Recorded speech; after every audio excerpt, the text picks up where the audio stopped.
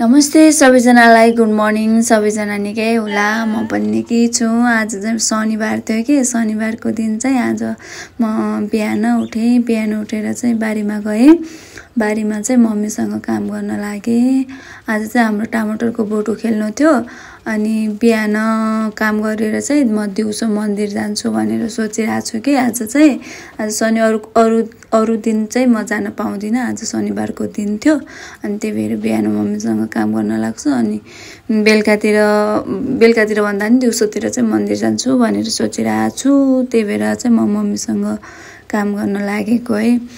यो चाहिँ टमाटरको बोट हो कि टमाटरको बोट यस्तो भएको छ कि है हाम्रोतिर त रोग लागेर पुरै बोट नै उखेल्ने टाइपको नै भएको छ कि अनि त्यही भएर टमाटरको बोट उखेलेर अब नयाँ रोप्ने भनेको छौँ के।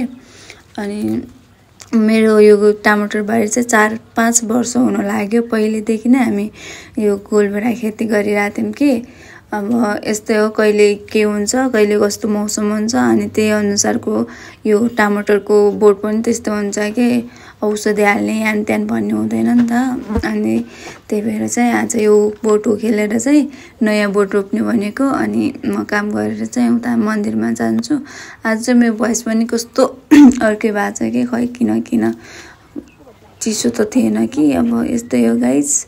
अब चाहिँ म अलिअलि काम गरेर भ्यायो। अब चाहिँ म फ्रेस भएर यताउति नुहाएर लुगासुगा धोएर मन्दिर जान्छु। बाई सबैजनालाई टाटा।